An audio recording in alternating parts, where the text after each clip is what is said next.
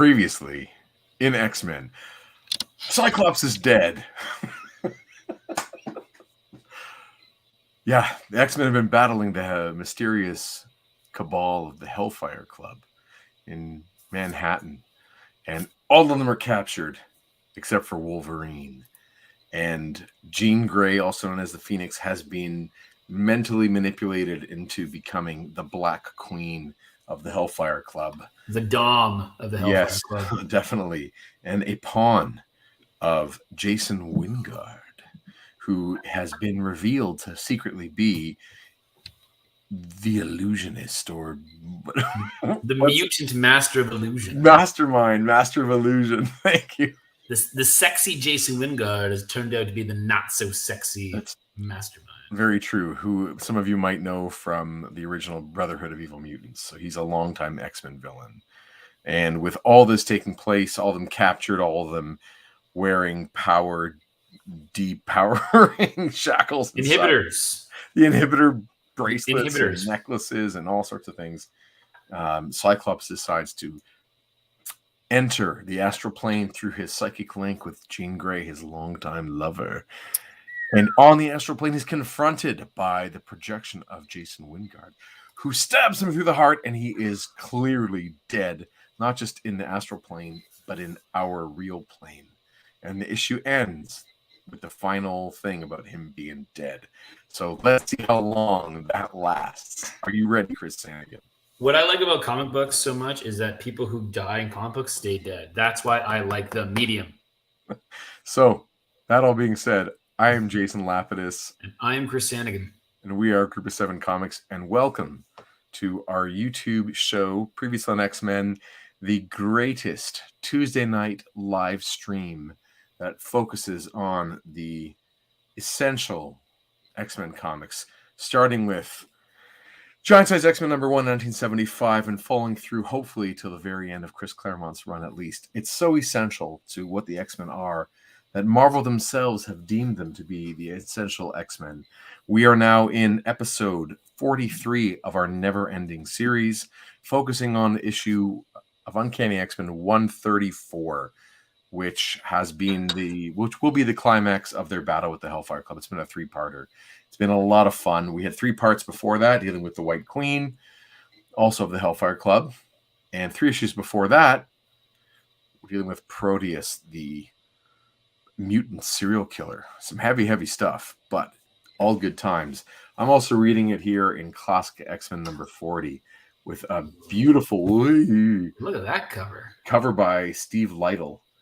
I love how boldly a color choice this is. Like, let's just go with some greens, turquoise, and this is really expressing what I was talking about before about Jason Wingard secretly being Mastermind, who is like a master of illusion. And not to spoil too much, but it looks like Jean Grey is some kind of cosmic being here, and in his eyes is something cosmic. So, and he's drooling. Wow, not to go too far ahead, but what cover with regards to the content. Yes. Yeah, these covers that are made for Classic X-Men are done a decade later, right? This is by this point 1989. And let me just get a closer. Yeah, 89. And they're done with the hindsight of what happened in these original Classic X-Men, and there's no holding back on spoilers on the cover. So there you go. Chris, how are you reading this issue? Oh, I'm reading it on what the kids call a DVD-ROM. And by kids, I mean people in their 30s and up would know what this is. Right. It's all, let's see, 485 complete printable comics cover to cover. Wow. Over 17,000 pages. And the cool thing is these are straight scans into PDF. No touch-ups, no reworking, no anything. What you see is what you get, which gives us a pretty ability to share through our YouTube series and share the screen so you can read along with us, but also a pretty clean perspective of what it was, what it is, back then, so because you're reading a different version. Yeah, I'm reading it in black and white over here, and I'm reading. Sometimes I read the color over there, definitely with the backups. So it's great too. Or sometimes I even read the originals, but not the DVD-ROM. You are unique in that respect, my friend. Hey, I feel we might be the only YouTube show in history that is currently going through the DVD-ROM of the X-Men. That's why I said it's the greatest. I know. So people out there, if there is a competing DVD-ROM X-Men show, please point it in our direction, and we shall eliminate them. Completely. Things in your house are stable. Stable as you're going to be. That's all I'm hoping for. And how are you feeling after 4 days of Fan Expo? 3 days, but 4 days. How you feeling? How you doing? Well, yeah, like I had to take off from Fan Expo a little earlier than expected, but I had a couple of days to be lazy and not do much. So I'm feeling okay. It's a heck of a grind though. Fan Expo. Oh, yeah. For those out there who are, not even just for exhibitors. We know people who were attending all 4 days. They're fans. They were either maybe they were cosplaying different things on different days. It's a ton of work. It's a huge space. It's a lot of people. You got to deal with things like broken escalators occasionally, and it's a grind. So kudos to all you out there who attended and did it on multiple days, and kudos to all creators and exhibitors who were at their tables for most of that whole time. So yeah, man. Yeah, I hear you. How about you? How you feeling? Oh, I'm pleasuring. You hear that? Sorry, you're pleasuring? Can you hear that? No. What am I trying to hear? Oh, now I'm a vibrator. Now I can hear it. It's my eraser, my mechanical eraser. Oh. When you push the button. I didn't know they vibrated. They spin. Sounds like they vibrate. I don't know anything about that. I just know that I find it pleasurable to run it along the microphone. Anyway, no, I'm doing fine, man. It's been nice to kind of rest the last couple of days.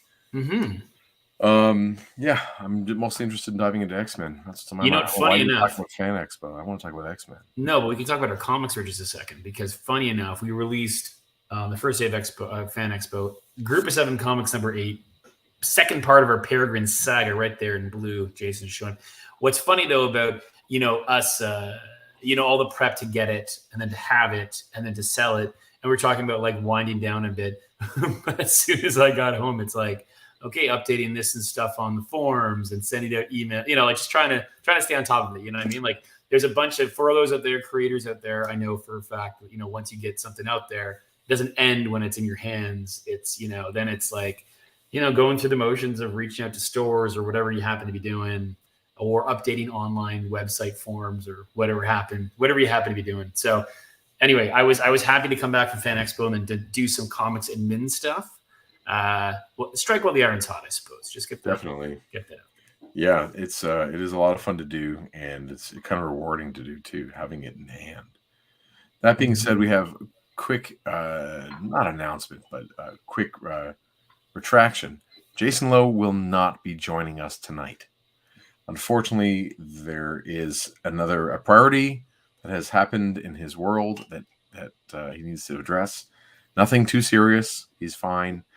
And we were also originally, this was supposed to be no Chris Sanagan, right? It was going to be me and someone else. And we were having dinner with Jason Loo and David Cutler on Saturday night, which is great. And they were both agreeing to come on as co-hosts for this evening with no Chris Sanagan.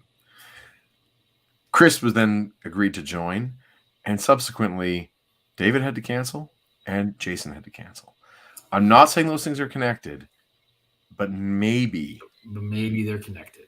Maybe the reason they can't make it tonight has to do with the fact that you're here. Maybe that's the case. Do your own research. But anyway, I'm really happy that you are here, and I'm happy to see Jeff Pasito's here. Hey, man, CD-ROMics. There you go. Do you have any CD-ROM of comics, Jeff? I wonder. And by the way, your is it called an emoji? The hair is too short. You need to update that emoji. Yes, after what I've seen and smelled from Chris over the last few days, it is definitely a term to use loosely. Trevor 16 shooter. It was a very fun show for us, but it's a lot of work. I think being there as a fan would have been fun. There's a lot to see and a lot to do. I got to meet a couple creators that I have a soft spot for, and some that I don't care one way or another about, but just nice to see them as human beings. I got to talk to Tom King about ketchup chips and Donald Trump. So you never know. I didn't know that. Was that on Sunday? Yes. Fascinating. He was hanging out at our table, munching away on ketchup chips, and we were chatting. I know what he looks like because of the interweb, but so does he? Because he's American. Does he like ketchup chips? Oh, he adores them. And can he get them in the States? No, because of Donald Trump. That was his point. Hello there. I was really happy to watch your video, Kevin, that you posted about you playing basketball against Mario. That was really great to see. I loved his moves. I hope you enjoyed playing. And, that seemed like a lot of fun. And there was a whole toying around enablers gathering on Saturday night that I had to bail on between our dinner with Jason and David and the hangout over in Cabbagetown. As I keep saying to everybody, my lamb vindaloo met my mango lassie, and there was an emergency that required me to drive straight home. They shut down the restaurant, people. They shut down the restaurant. Pretty much. So I hope everything's good in your world, Kevin, and hope you are recovering after a very busy weekend on your part too. Yeah, they were both. Oh, that's true. Both David and Jason were stressed about doing the voice performances in the shadow of the great Chris Sanagan, and I say that term wholeheartedly about you, Chris. You do great performances, so it is a fun point of affection and of jokes that your voices. Yeah, there you go. I think of course Tom King was just kidding around. He was probably just trying to provoke a Canadian into a conversation. Did Tom King buy our book? I'm not going to say one way or the other. Not on the air, at least. Yeah. Yes, Lowe does not test positive for COVID as of yet, but who knows? Yeah. Who was also at Fan Expo or wasn't at Fan Expo, depending as if you missed it. Pokeroo. Pokeroo. Have you ever been at an event with Pokeroo, by the way? Well, no. No? I was once at a word on the street and he was there, and the kids went friggin' nuts, and the grown-ups went even more nuts. Right. They're like pointing at him off the stage. He's there. And the host would look and he's not there. It was so. On a side note, music festivals. There's a local one here in Guelph, Ontario, and Fred Penner has played a couple of times. Right. And this same era, Pokeroo, Polka Dot Door, Fred Penner, kids programming, 80s, Canada, all those things. And parents way more excited, Cat came back, sure. Right? All those things. So there you go. Yeah. Jeff says, I do not wait. I might have one off-brand one from ages ago to dig through my storage to see. If I do, it's some crap 90s indie comic. Crap 90s indie comic, indeed. Who knows? I hope you're not talking about your own stuff, because that wouldn't be cool. So, we should pull the cover up here on this one. Oh, let's pull it up. I gotta say, I'm actually disappointed in this one. The cover. I am. Right away, I'm seeing a solid yellow for that entire Phoenix. Yeah. And I'm seeing solid red on, which is basically 100% of the yellow plate and 100% of the magenta plate to make that red. We know how many reds they can do and oranges, and we know how many yellows they can do and oranges. Mm-hmm. I think there could have been so much more depth and dynamism to this cover had they taken maybe a longer approach. I wonder if they were under the gun. The pencils are amazing. The inks are amazing. I have seen the original of this cover on the internet, and it's great. But man, is this cover ever flat? It's hard sometimes, I think, with the coloring, with the characters in the shadow of the flame, which is why they're in red, It's hard sometimes to see a little bit what's going on. It's almost too colored, too dark, perhaps. Or you have to, you got to pick your reds carefully, right? And then So- illuminate, like between between Cyclops' arm and the other two characters. Right. It almost takes up a whole bunch of that real estate. Hey, Trevor, if you have your photo of this cover handy anywhere, send it my way over either Instagram or I guess Facebook Messenger or whatever you want, or email to info@group7comics.ca, and we'll throw it up there. I would love to see you creating this with toys. I guess it'll be once you got your hands on the box set with members of the Hellfire Club, but there isn't a Leland, so I'm interested to see what you do. He has an Orson Welles. He has an Orson Welles fig. Right. Later in life, sorry, I should say late in life Orson Welles. That's maybe. As well, just note this is an homage, a John Byrne homage of a previous X-Men cover. We've done this a couple of times. Yes, this is X-Men 100, where it is the new X-Men versus the old X-Men. And it was a cool cover. And, this color scheme kind of takes a little bit away from the homage. It's not a quick one-to-one. Like, you can't necessarily, maybe one doesn't right away know what it is, but yeah, that's especially that Jean Grey pose is reminiscent of the robotic Professor Xavier, right? That's right. No Leland wouldn't stop Trevor. That's for sure. That's for sure. I'm gonna just check on my phone to see if he's already sent something to somewhere. Oh my gosh. But anyway, there you go. Very cool. I was really tempted to get rid of all the colors and redo this one myself, just as a coloring exercise. But I didn't because I was doing other things. Cool. Okay. Yeah. All right. I got some other stuff up my sleeve to share with you in the very near future when it comes to covers like this. Let's move on. Let's move right into this bad boy. You know it's going to be a wholesome comic because the juice says so. Still, one of like the two characters that could be in a comic book to just, it seems maybe more than two, to completely, like, out of context, it changes things 180 degrees. I'm sure there are drawings like this also of Cosby in the Picture Pages era, Fat Albert era. Well, and then once we get to Pudding. Right. Pudding man, oh man, does it ever read differently many years later. It's just shocking. Okay. The juice. The juice. There you go. Too late, the heroes. So here's something with Claremont. Just going to throw it out there. Often, or maybe it's not Claremont, but the titles or the subtitles for these, they like too late. The hero, like what, like how are we supposed to actually verbalize that? Where's the emphasis on? How do we say that? That is a great question. Too late? No, that's not a question. The heroes. Pause. Too late. The heroes. I'm just curious. I don't quite know. I don't know either. I think it's totally okay to read it whatever way you do. I'm just I'll say this though. I do dig it's a tale of triumph and terror, crafted by all these people, right underneath the Uncanny X-Men. You see that, Chris? Whoa! Now I can. Yeah, pretty incredible. Wow, Trev, you did that? Yeah, man. It is really incredible. Awesome. A few things of note that I love. One right away, of course, is looks like you've got different claws on Wolverine, perhaps. Are those actual metal or are they painted differently? They look really cool how they're also, I don't know, the claws look great. They look really metallic. Ooh.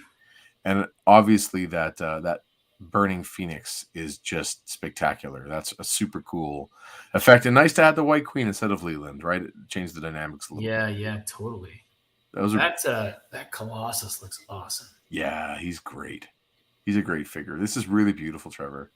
Oh, man. I hope you feel proud. I guess you're the one who mentioned it, so you do because you're sharing it. But, man, yeah, really great stuff. Toy photography looks like it is so much fun when you guys, when you flex, it really pays off. I love it. There you go. StreamYard, stop the share. How do I stop the share? It's like there's some stuff in there. I don't know. I don't know. All right. The juice. Back to the juice. That is Back so to the cool. juice. You painted the claws. Okay. That's what he's saying. Very Gotcha. cool. Have you ever thought about getting the metal ones, like those custom-made metal claws for Wolvie? Yeah, that's very cool. I'm always tempted to upgrade my Wolverines a little bit. But I haven't done it yet. Anyway, very nice. All right, sir. Too late, the heroes. I've lost my page. One sec. I've opened and closed this book too many times today. Perfect. Let me get in here. Minutes ago, like literally the last page of the last issue. Yeah. It's embarrassing. The last thing that was said in the last issue, okay? Nightcrawler says, "He lies so still. Storm, Colossus. His chest, it isn't moving. He isn't breathing. Cyclops is dead." That's the last thing. The last line is Cyclops is dead. The first line. Go ahead, Chris. What's the first line? Storm, Colossus, look! Cyclops is alive!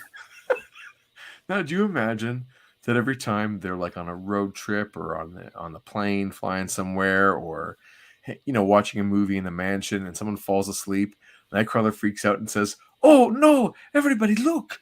Wolverine, he is dead. Everybody look, Wolverine is alive." Like that, he took a nap, Nightcrawler. Chill out. Are you saying he's the demon who cried wolf? He's the circus freak who cried not wolf, mutant? I don't know. It's ridiculous. I think this was just one of those really cheap cliffhangers. Yeah. Like, to an extreme. Jeff says yes to all those ways of reading the subtitle. Too late. Open to complete interpretation. Minutes ago, Cyclops, without any warning whatsoever, collapsed here in the upstairs study of New York's legendary HELLFIRE Club.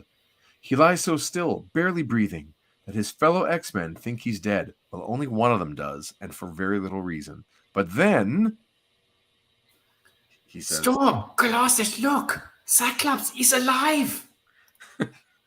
It's so silly. And then Cyclops thinks to himself, because he's wearing a ruby quartz gimp helmet, so he's not able to speak aloud. But Claremont still will give us a lot of internal monologuing for him through these thought balloons. The way I feel right now, Nightcrawler. I wish I wasn't. Of course, remember, this is just him thinking. He's really an interesting person. I tried to contact Jean through my sonic rapport. She and I now share to free her from Mastermind's mental control. But he anticipated my move. We met and fought on the astral plane, and I lost. He killed my astral form, and the shock of that psychic murder almost finished my physical body as well. I trust you've learned your lesson, Cyclops. Jean Grey belongs to the HELLFIRE Club, body and soul, now and forever. I've found that he's used the phrase body and soul many times in referring to their dynamic. Like he's really digging it. And in this issue, there are going to be several things that Claremont writes that become Claremontisms moving forward. For now and forever. And forever. And we've done the battle on the site on the astral plane previously, right? With Professor X? Yes. Yes, of course. And he uses these Claremontisms quite liberally, by the way. So we'll get a couple of them here. Hey, what's up, Oilers Workshop? Hope you're good. Next page, shall we? Thank you. There we go. These helpless prisoners of the HELLFIRE Club are the Uncanny X-Men. Their mutant abilities, their mutant powers neutralized by inhibitor bonds, which is, of course, a catch-all. That means whatever you want it to mean.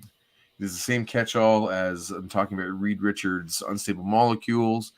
Either way, it's just the way that any villain can neutralize the X-Men's powers to get them under their heel for second and partial third act of any story. Yes, that OJ ad, man, it is crazy. It is crazy to see. You're right, Trevor. I always, as a reader, I love these kinds of panels that show them in different states in the same poses. It just tickles my brain a little bit. I'm not sure what the deal is with that, but I like this one too. Normally, our heroes look like this: Colossus, Storm, Nightcrawler, and Cyclops. All except for Nightcrawler. But thanks to Mastermind's power of illusion, they look like 3 soldiers in George Washington's Continental Army and a turncoat slave. Wow. Pretty intense. Now, just for those who are possibly new to X-Men comics or Marvel comics of this era, there was a mandate from editorial, from the editor-in-chief, Jim Shooter, that every comic book is somebody's first comic book. So that way there would always be enough information in every issue that you could kind of catch up if you miss something. So there's always these little recaps of everyone over-explaining who they are and what they can do and why they do what they do. Yeah, those 3 panels they're really cool. It's very cool. I don't know. I don't know if everyone else likes it. I just know that it the kid in me and the adult in me likes it. So, oh yeah, it's appealing for sure. So I'm gonna have to backtrack a few phrases here. Soldiers of George Washington's Continental Army and a turncoat slave to this woman, the Black Queen of the Hellfire Club. In reality, she is Jean Grey in X-Men, better known as Phoenix, formerly Marvel Girl. At the moment, she believes she's physically shifting in time, reliving the life of an 18th century ancestor. I also love how ugly she looks as the Black Queen, and how sure they've made that distinction. It's not ugly, like the evil pours through. Well, the venom pours through in that picture when the innocence pours through in the Phoenix one. I agree with you. She looks evil, but I think it differs between you and me about evil being ugly. Yeah, but that's okay. That might be saying more about me than it is about you. Her time slips are only an illusion caused by a man Jean knows as Jason Wingard. But Jason Wingard is merely a facade. He is actually Mastermind, the mutant master of illusion. Ooh. And not nearly as good looking as his illusion. Yeah. Mastermind and these 3 men are members of the Hellfire Club's Inner Circle, a super secret, super exclusive club within the club. Their goal, to rule the world. Harry Leland, mutant. Sebastian Shaw, chairman of the Inner Circle, also a mutant. Woohoo. Donald Pierce, cyborg, part human, part superpowered machine. I don't know if you knew that's how it's pronounced in Canada. Machine? Machine, yeah. Machine. As the Inner Circle's cheers of victories echo through the room, a strangely somber Jean Grey slowly, deliberately looks from face to face, her gaze lingering on Wingard's, lingering far longer on Cyclops. When at last she turns away, there is no mercy in her eyes. Now, this is one of those things that you can't, there isn't room for Byrne to cartoon this. Right. You know, our friend and fellow Canadian cartoonist extraordinaire, Scott Chandler, often talks in his posts and in person about showing your characters thinking. You know, I was looking at some really great panels of his, some original art from an upcoming book called The Squire and the Knight, or is it called The Squire and Knight? And you could see his squire, his kid character, his protagonist, thinking without any thought balloons or word balloons or narration explaining anything. And it's a sophisticated way to connect with your reader, is to show your characters thinking. We can't see half these things that Gene's talking about. And so I find that because of the time constraints and the scope of the story, Claremont does a really admirable job of admirable the first one, did I?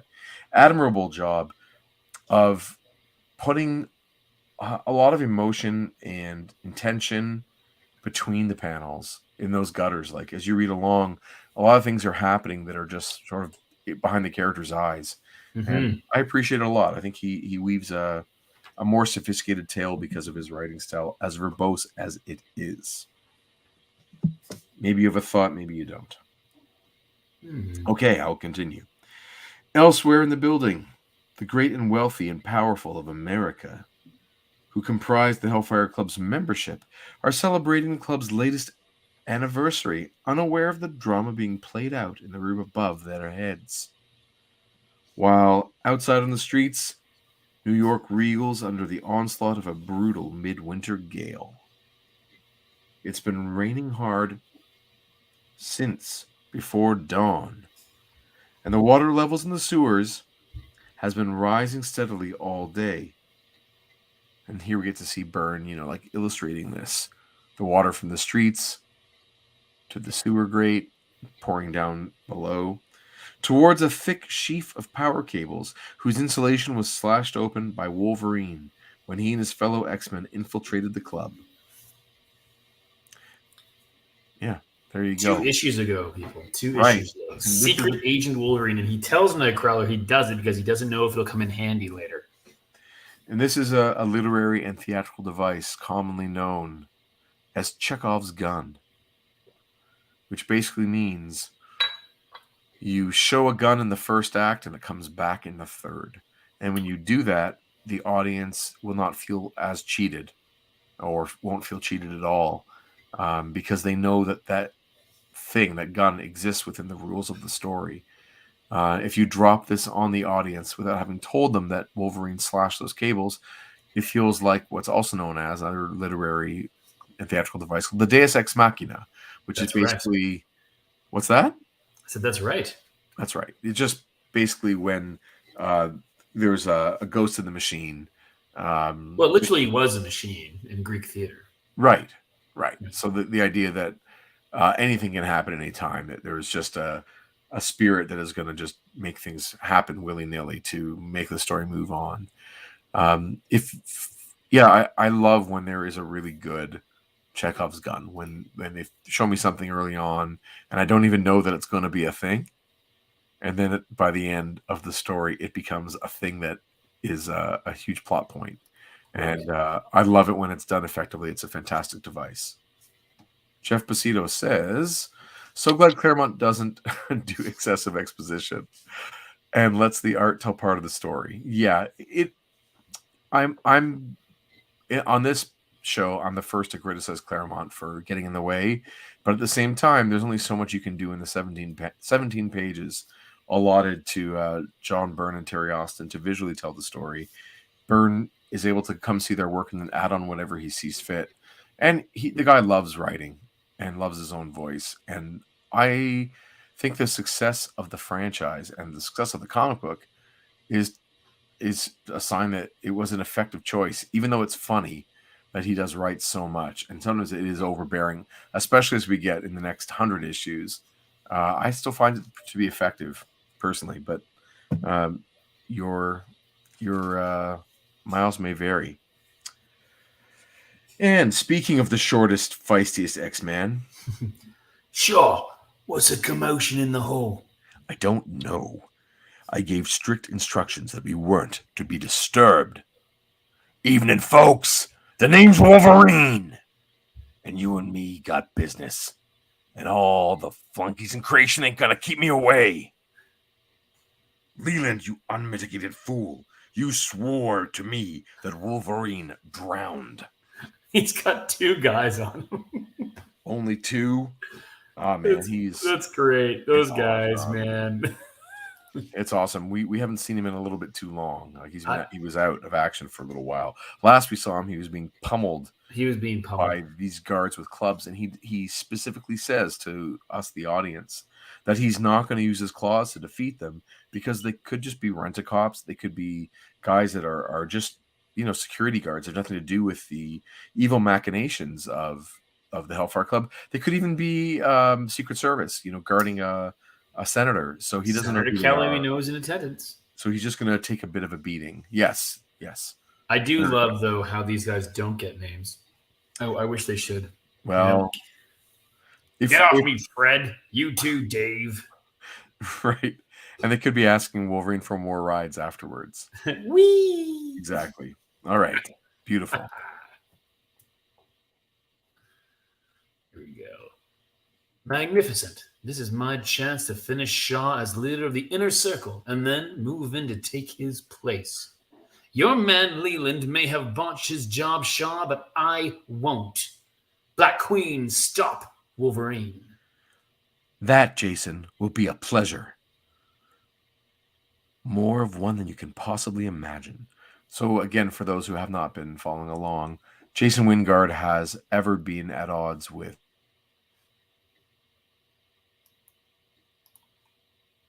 Are you there? over our club, right? And having Jean Grey in his pocket, or so he believes, it has been like the ace he's been holding up his sleeve. Cripes! Jeannie's clobbering me with a telekinetic zap. Jeannie, what are you doing? Jean, don't! At the same moment, while all eyes are on Wolverine. Huh? That voice, Jean's voice, her presence, inside my mind. She's reestablished our psionic rapport. I can hear her, feel her. She's so beautiful. Shining like a star. She's broken Mastermind's hold on her, and now she's telekinetically freeing me as well. All I have to do is open my eyes. Got one by the sound of it. But how many more to go? I have to be careful. Jean's guiding me with a telepathic view of the room. But until I find my ruby quartz visor, I have only limited control over my deadly optic blasts. As he shoots, of course, through the bonds, releasing Nightcrawler, Storm, and Colossus in one move. Even if I make the slightest miscalculation, I could break someone's arms. Or worse, their butts. You ever see the issue when he broke butts? No, he broke someone's butt. It's terrible. Now there's a crack right down the middle. When they ambushed us, Shaw and his inner circle started by throwing us off balance, by hitting us so hard and fast that by the time we knew what was going on, we were beaten. Now the shoe's on the other foot, mister. 2 down. It's Leland right in the gut. Yeah. Spadow. Oof. Oh my! Yes, as Leland flies over the I wouldn't call it a balcony, but the railing from the second floor to the first. Go, Wolverine, Jean says telepathically. Jeannie, you're working on the side of the angels after all. Nice, sneaky moves, lady. You're a woman after my own heart. I know. I wish I wasn't. Hey, Leland. Last time we tussled, you nearly trashed me. You owe me a rematch, bub, and I'm here to collect with interest. I love how Wolverine, like the guy is like thrown across the room, and Wolverine's like, "I'm gonna get mine." Oh yeah.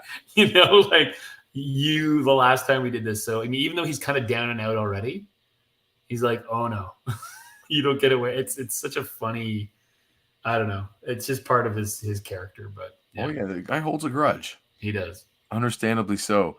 I also really like that the little drawing of the people, and it's not easy for you to see in the scans that you're looking at. Mm-hmm. In the one that I've got here, they're really quite clear. Well, at least Leland is really quite clear in Austin's line art, and it's just great. You don't usually get to see Byrne draw this way and Austin ink this way because they don't usually draw characters so far apart. So I've been as a comic book artist, I have been trying to figure out sort of my formula for when a character is of a certain size on a page.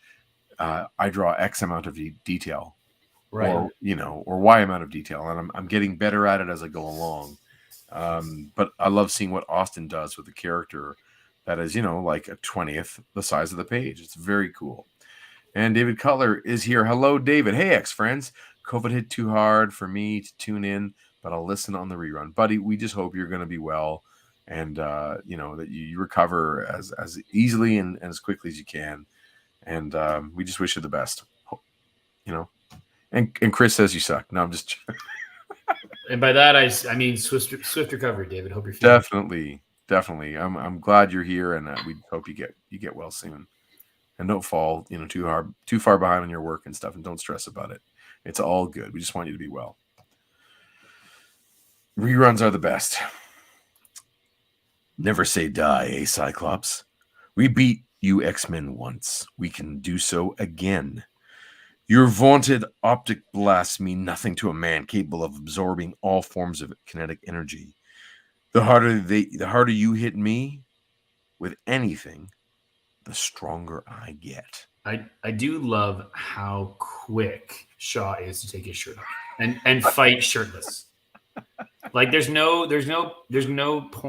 scene in the issues that we have seen Shaw fight that he is not shirtless fighting. That's true. It is amazing. He's like, I've got a mutant power of kinetic energy, also an uncanny ability to take my shirt off exactly when we're about to fight. He reminds me of, like a brawler, like a I don't know what you call it, like a prize fighter. Sure. In the 17th or 18th century. Yeah. And just anytime there's a scrap, he's like, okay, the robe comes off and he's ready to put up his dukes. It's kind of fun. Yeah. Who said I was going to hit you, Shaw? What? The floor? Happy landings. Now they're getting it.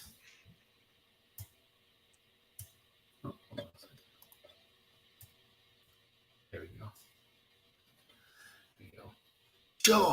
Shaw, do not worry about your leader, Comrade Pierce. Oop, you have enough problems of your own. Unhelm me, lout. You made a fatal mistake assaulting me in your human form, Colossus.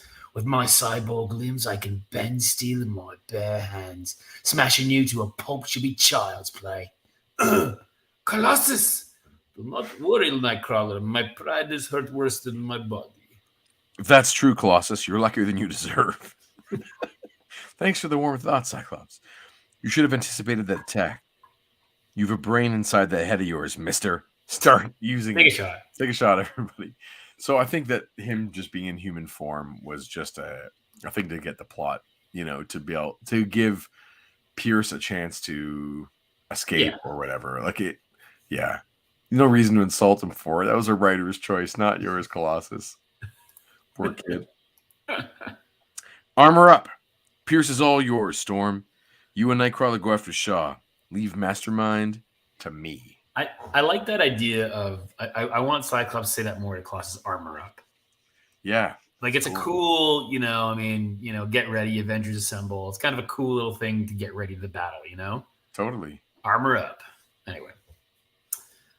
Of all the cursed luck, everything was going so well until I broke my own first law.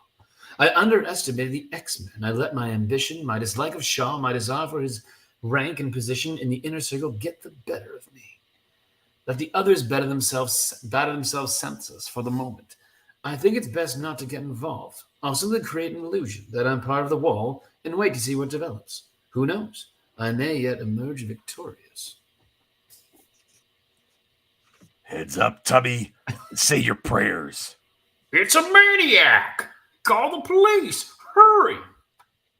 No.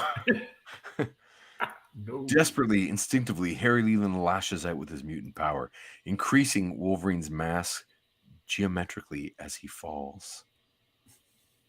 Too late, Leland realizes that that's the last thing he should have done.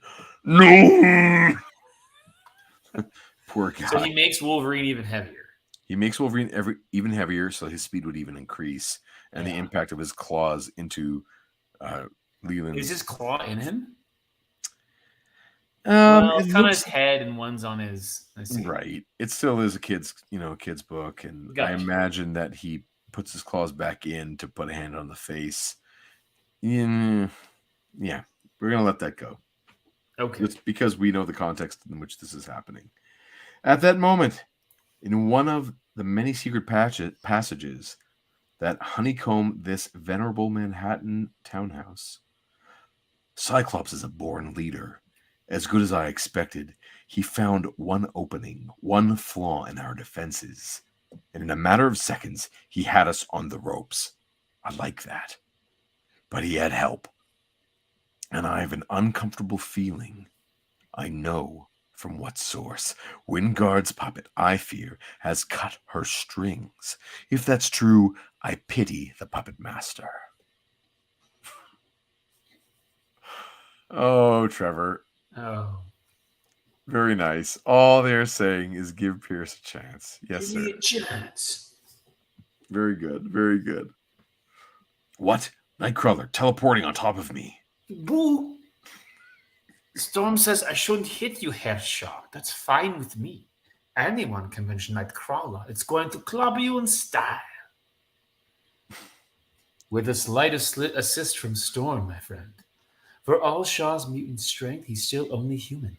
He's vulnerable to temperature shifts, so if I use my elemental powers to surround him with a field of extreme cold, a micro blizzard, I should be able to freeze the fight out of him. I like the idea of a micro blizzard. Micro blizzards coming at you this fall. Micro blizzards. I wonder if there's a way for us to like practice Storm's animated series voice. Oh God. I only know that when she's like calls on winds of the north, like you know that whole Goddess. I don't know how to do her in any other setting except for when she's calling on her powers in the most melodramatic of ways. Of course. And that never felt like who she was in the comic book anyway, but that's just No. a fun interpretation. Then the other way, of course, is to try the Halle Berry, you know. Oh yeah, I guess. Yeah. You just But keep talking remind about- me, doesn't Halle Berry's voice also kind of change over the movies? Yeah. In the first movie, she tried a bit of an accent. Right. And then the second movie, she dropped it. In the third movie, it was definitely dropped. Right. And then the second actor to play Storm in the sort of younger, you know, in X-Men Apocalypse and then X-Men Dark Phoenix, she had that, you know, a sub-Saharan African flavor to her voice. Yeah. I'm not good enough to do that one yet. Anyway, but it's still fun. 4 blocks up Fifth Avenue in an equally impossible structure. An equally imposing structure that happens to be the headquarters of the world's mightiest superhero team. We find... Good book. Can't wait to see the movie. One Hank McCoy, also known as Beast. Once an X-Men, now an Avenger, holding the fort all by himself. Interesting theory, too. Though it's more up Professor Xavier's alley than mine. I have to pay him and the X-Men a visit. Bring. It's funny, after all this time, there's still no one close to me as the X-Men. I have lots of pals, but no friends. I belong here with the Avengers, and yet, whoops. The alarm. It's our hookup to the NYPD. Probably nothing, but checking it out sure beats talking myself through a scene of As the World Turns. Bummer. Weird dialogue for Beast. That's the spirit, McCoy. Hide your feelings behind a flip, devil-may-care facade. If you become a loner, who's to blame? The others or you? And it says, police APB Hellfire Club reports attack by group believed to be X-Men. Oh no, that can't be. The X-Men on a rampage? There has to be a reason. Avengers procedure says I should always sound an alert. Summon every member who's in town. But what then? Do we trash the X-Men? Yeah, good luck. But for a long moment... Oh, now it's a narrator, sorry. That's okay. For long moments, he stares at the screen, his mind flashing between his old life and his new. Then Hank McCoy comes to a decision and makes a final, fateful choice. As he leaves, he doesn't look back. A couple things just about this page. Again, John Byrne's tech, always phenomenal. Right. Especially in that time period. Who knows what all these angles and buttons do? Who would have ever guessed that everything will be done through like drop-down menus and, you know, right clicks and such. There's very few keys we actually push, just options on the screen. But in these days, like everything, there's a button everywhere. Secondly, I just love the screen tone that's used. And when I look at the scanned copy that you got there in the middle panel on the bottom of the page, on page 14, like it's just a faded gray blob. Like it just fades from light to dark or dark to light, depending which way you're looking.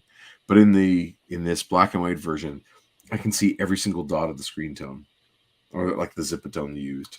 Yeah, it's perfect. Like it's such an effective thing to see. You apply this tool here, and then when you mass produce it on newsprint, it looks like that there. And it's atmospheric where you have it, and it's very graphic where I have it. Interesting. You know what I mean? Like for you, it's the atmosphere. It just looks like the light fading away. Like, not so technical, but in this edition, it is truly a graphic texture.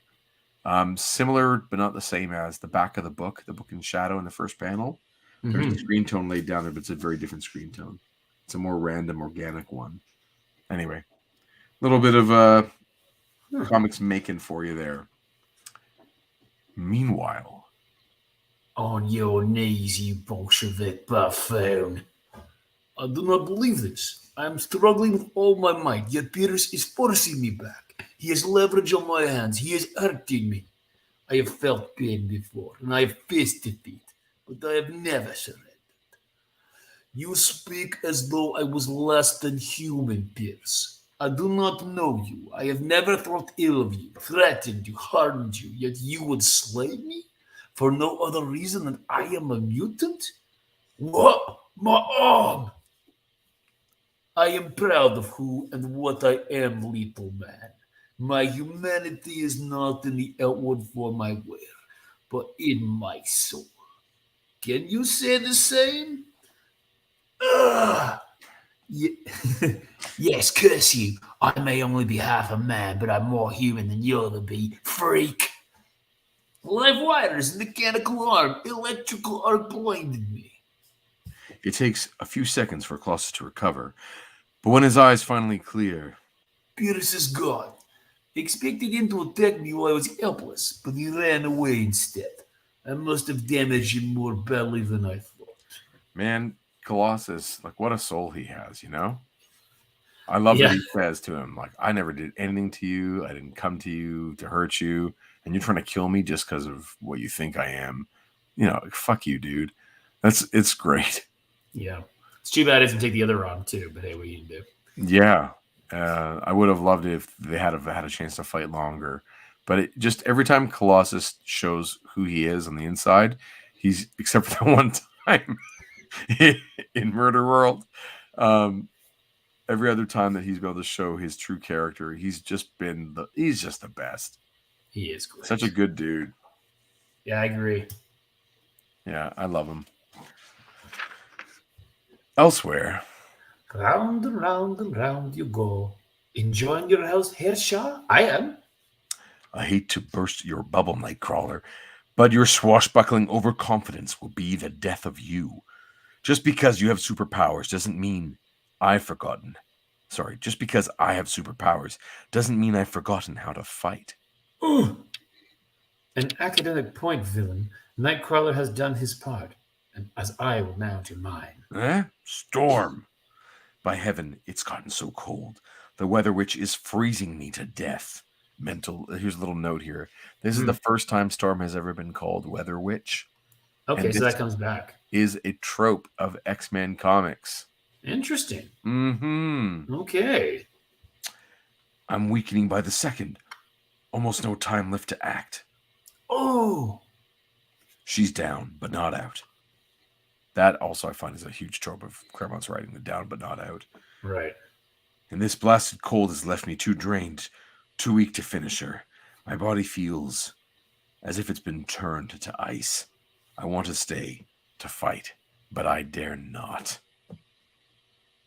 Perhaps the others have had better luck, but I doubt it. Sure, I've been searching all over for you. We're beaten, man, beaten! I know. How can you be so calm? I've lost battles before, Pierce. The war goes on. We'll learn from tonight's mistakes, and the next time the outcome will be different. Come along, there is much to do. This panel also with that atmospheric background, it's like incredibly tight dots and really, really graphic in this clean version I have. You mean the second panel on page 17?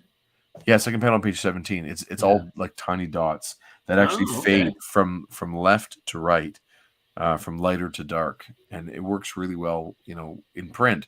But it's so cool to see how, like, what they put down on the paper and what ends up in the printed form is so different in that respect. Really cool. Austin is actually too sharp an inker for comics of this time period. They don't catch what he does. He's ahead of his time. Upstairs, Cyclops is doing his best to calm the party guests, wondering why his words only seem to make things worse. Unaware that Mastermind's illusion power is giving the crowd a completely different view of his actions. At that moment, the water level in a certain nearby storm sewer reaches a certain bank of exposed cables, and hey, who turned out the lights? That's all we need now. We'll have a real panic on our hands. And if Shaw's goons are responsible, we could be sitting ducks for a counterattack. By the way, look how cool that looks. That just image of Cyclops in the blue of the darkness. Just that red light. That's it. It reminds me a little bit of, and this is later post this, but is the leader of the mutants or the mutants in The Dark Knight Returns. Oh yeah, right. Because you have the silhouette with the red visors. Right, which by the way is like a nod to X-Men. Oh, okay. Well, they're called mutants. I guess. And he wears Cyclops visors. Good point. Yeah. It's not there's a few, right? There's a few pages where they're kind of shadowed out, or at least in the animated versions. Yeah. Oh, for sure. Especially as the leader is, going through the sewers as he's about to face Batman in the mud hole. Right, the mud hole. Known as the operating table. That's right. And I'm the surgeon. Down at the dump, man, and he's the surgeon. He's a surgeon. For sure.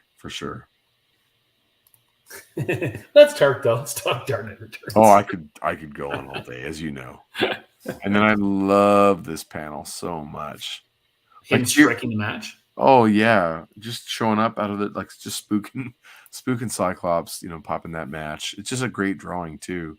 I feel like because of the black of the atmosphere there, and the fact that things don't print evenly, it almost feels like the flicker of that match is kind of alive. Like some of it, like what's light and what's dark, what's light and what's dark slightly moves as the match is burning, is flickering.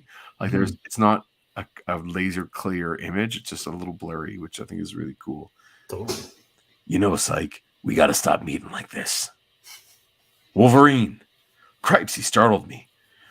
I was on guard expecting trouble, yet he crept right up behind me without my noticing. You look okay. What happened to Leland? Don't ask.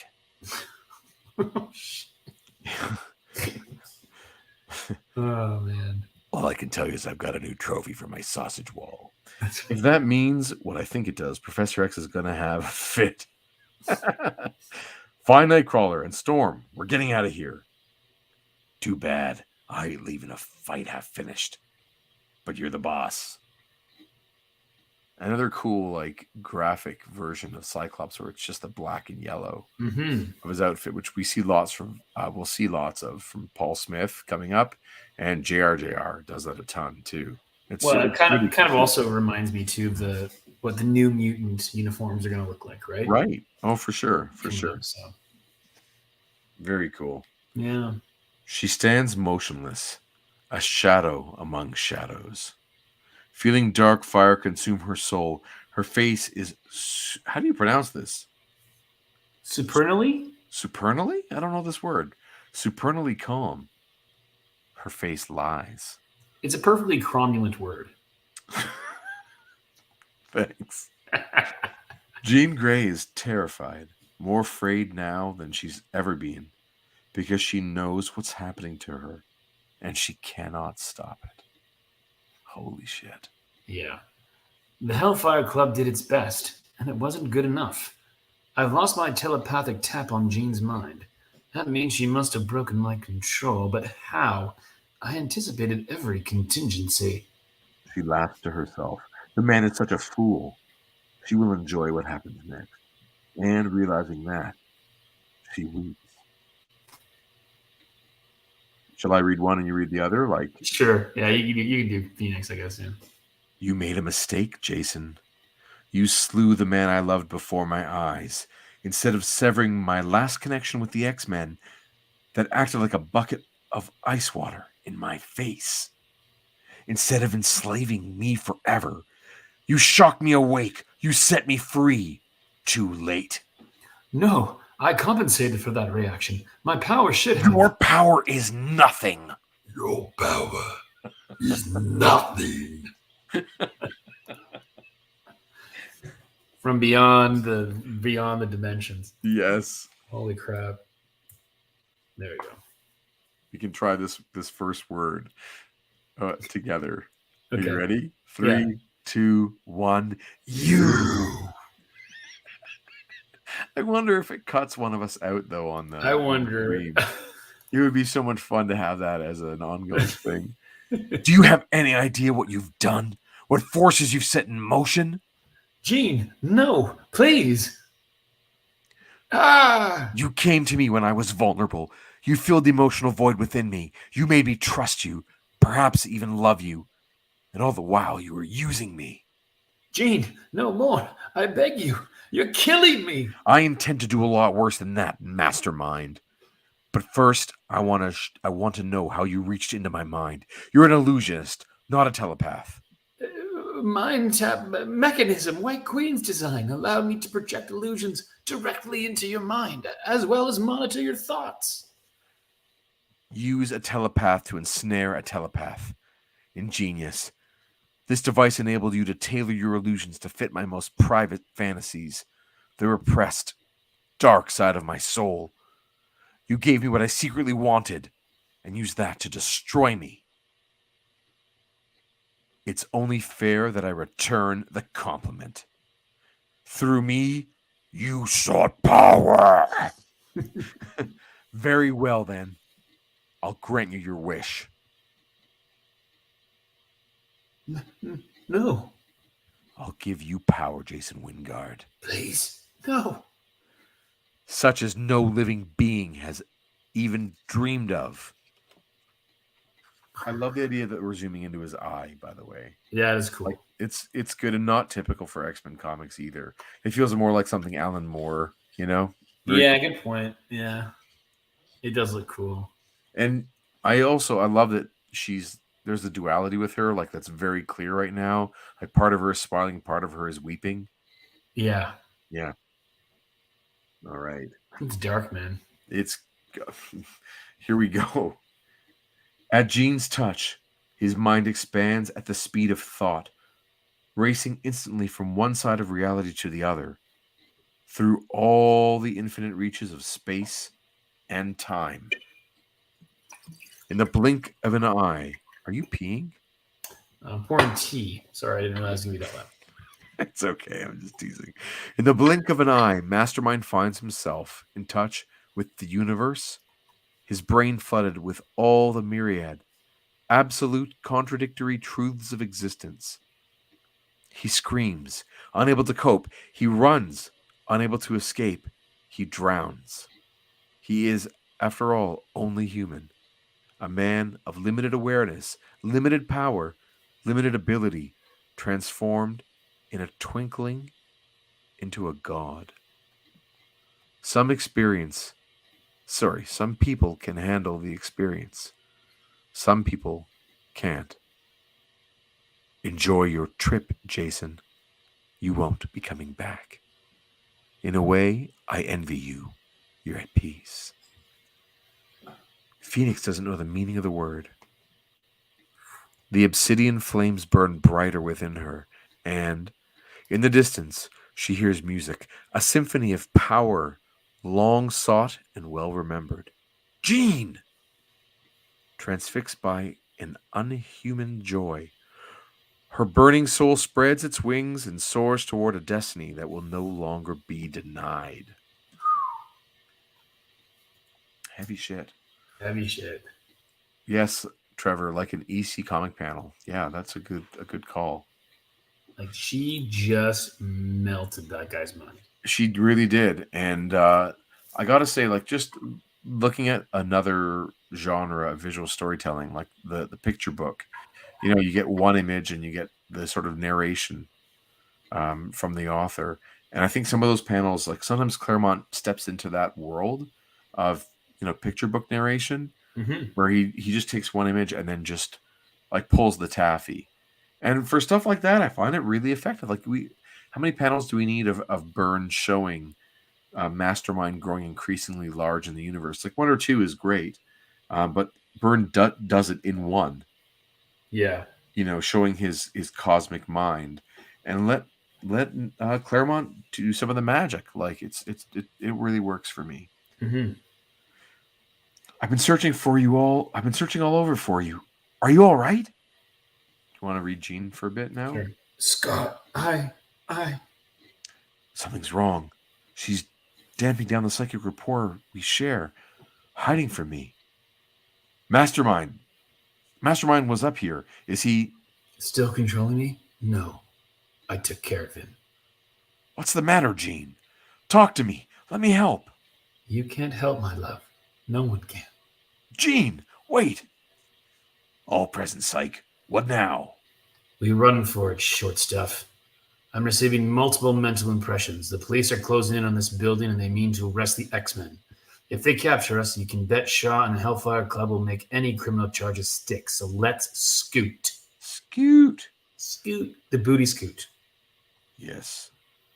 This moment is yours, X-Men. Enjoy it while you can. Because before I'm finished, you'll be known throughout the land, throughout the world, as Public Enemy, the rap group. Public Enemy Nice. number 1. Fight the power. Exactly. Why won't Jean let me reach her? On any level. What's she so afraid of? Nothing much I can do about it now, at least, until we're safely on our way. Once we're airborne, though, and the pressure's off, then maybe she'll talk to me. Cyclops touches a control stud on his wristwatch. I just love the way he draws them little. I think it's so cool. Yeah.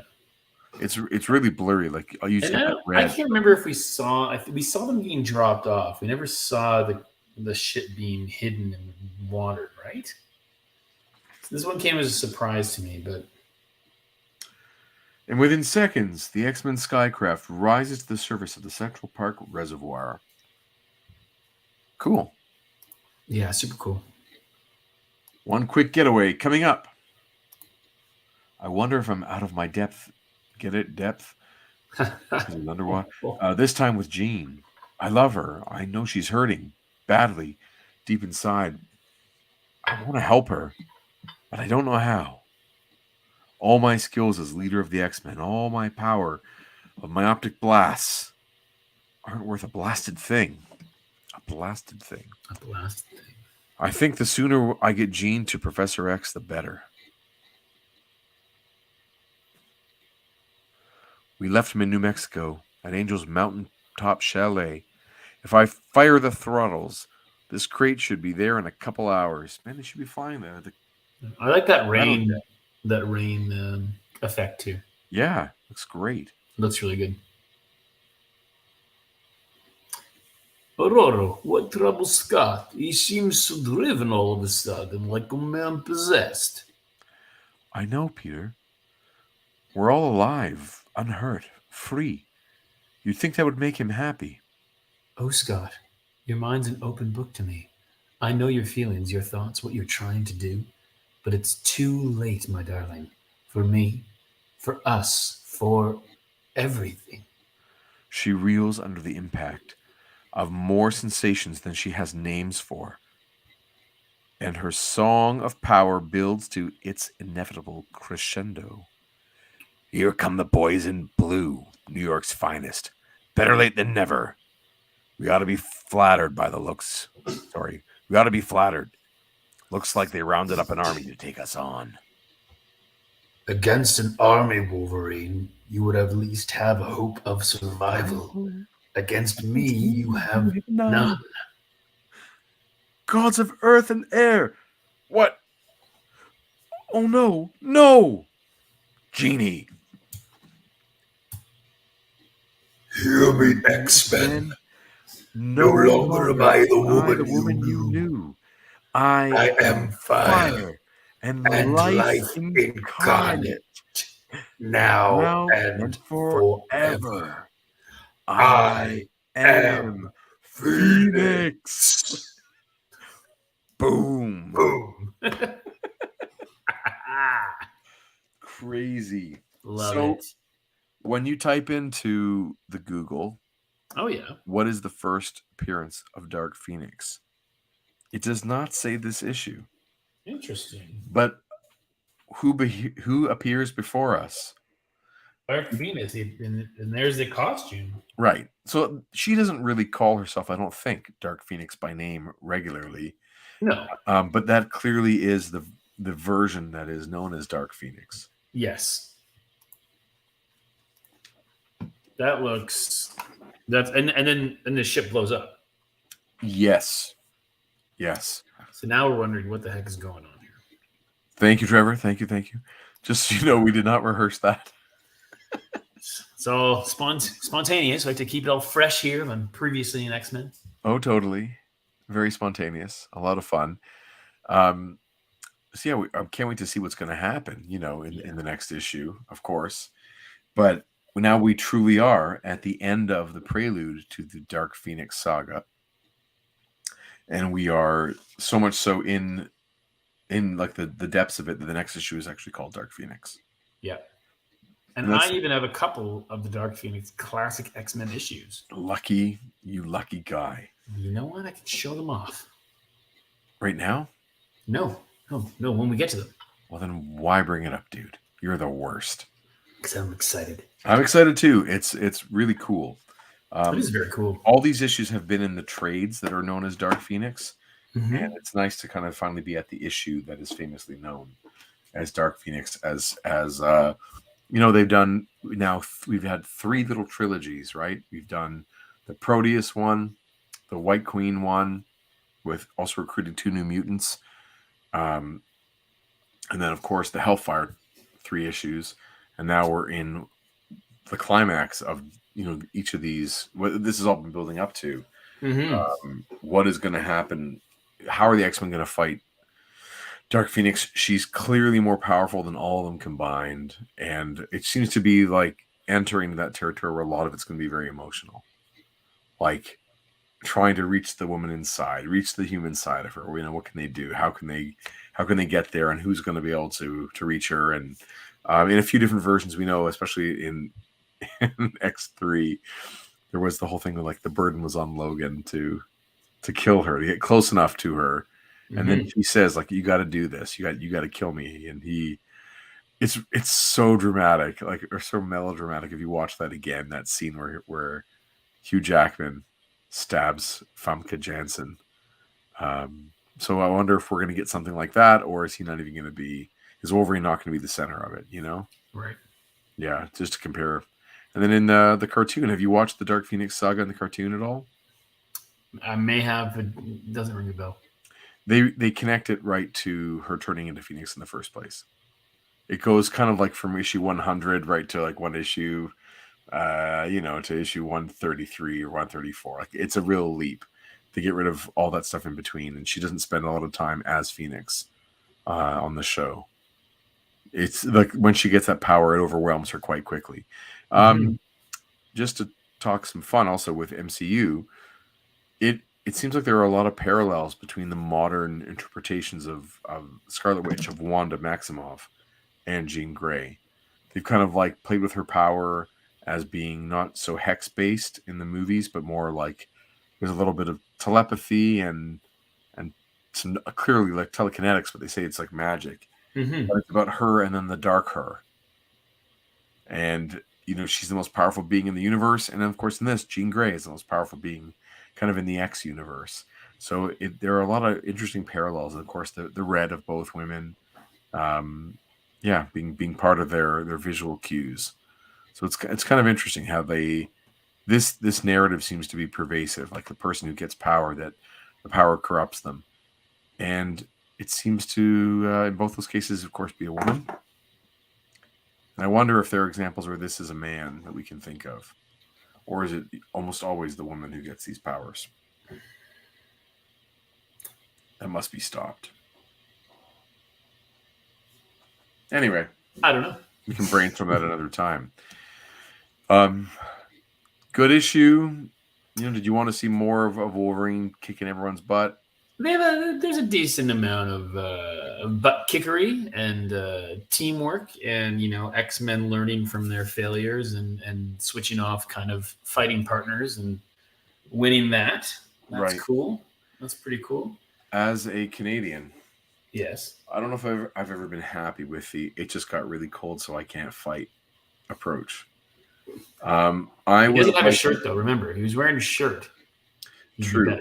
I would have much preferred another way to handle Shaw. I think that when you get creative with teleporting, like why don't you just like go really high over the ocean and then drop him? Yeah, or something like I don't know. I wanted a bit more of a clever way to deal with Shaw, but I realized he needed to get away and still be strong enough to monologue. It will still be strong enough to foreshadow the "I will make you public enemy #1." Oh, I thought it was just Public Enemy, but yeah, okay. Yes. And then he grabbed a grandfather clock and he took the clock and put it around his neck. A grandfather clock, a giant old-fashioned giant clock. Yes, that'd be very cool. Anything else you want to cover, or do you think that's the end for us today? I think it's probably the end for us today. I think we're now, we're firmly out of Hellfire, and those last 8 pages. Jean's not in control. It's very clear. She's a passenger on this now. And yes. She can only watch and weep, as she says, but she can only, as soon as she confronts Wingard, I guess as soon as that whole point happens and she breaks his hold, she knows, like, she keeps talking about things are coming. I can't stop them now. Yeah. Some good foreshadowing as to what's the scope of what's to come. Hence the cover, the classic cover there you've got there. Right? Yeah, right? Definitely. Yeah. You can find us on all your socials. And at those places, you can buy our comics. You can buy our new comic. New comic. Issue 8 pair. Yeah. Look at that. Stuff. What's that? Special stuff. Special stuff. Also get issue 7. Yep. Look at that. You can also get our one-shot Peregrine's Londinium. You can also get another one-shot Peregrine's The Obstacle Course. Chris, do you think can we offer them all 4 to people? Can we offer them Sure we can. A package known as the Peregrine's Pack? I'm sure we can do a Peregrine's Pack on the order form. Yeah, we can do something like that. Discount there. People who want to get all the Peregrine's comics. Fun stuff. I'm really happy to finally have these ones in hand. We had that experience at FanX where we sold multiple packages of all 4. Yeah. So I'm sure we could do something like that. For sure. Man, that last page. It's just so dramatic to see it in print. Oh man. We likes the drama, people. We likes the drama in our comics. Yeah. You were telling me that you read this to your daughter last night and she had a reaction. That's fun. It was cute. Hey, since you and I do so much voiceover in reading comics, yes, do you think we should do our comics? Sure. We should do Peregrines. We should do Peregrines. I wonder if we could tempt any voice actors to play the other parts. Yeah. If maybe I can get some of the women in my house to do the female parts. It might be cool. Which is almost all the parts. Yeah, there's like one dude. Exactly. Either way, something to think about. I mean, it seems like a no-brainer that we would have a put the panels up and read through the book. A Peregrine's read through. Yeah. Anyway, okay, we'll call it a night. I know we're all tired, and I could definitely use a good night's sleep again. Mm-hmm. So that's it. You can find us in the socials at Group of 7 Comics. The number 7. Our website is www.groupof7comics.ca, and again, that is the number 7. You can find Chris at Chris Sanagan. You can find me at Jason Lapidus Art on all the socials. Instagram. That's pretty much where things are happening. Anything else? Our next appearance, will be at SPX in Bethesda, Maryland in the middle of September. And we get to meet lots of people there and share our comics with people, showcase some stuff. Can't wait. I'm looking forward to that. And the road trip is going to be a blast. Trevor says, another great show. I need the rest of Peregrines. Well, you can have them. Hey, Trevor, you coming to SPX? You going to drive down from the New York area down to Bethesda, Maryland? I doubt you are, but I would love it if you did. I mean, I don't know. It's maybe not something everyone wants to do.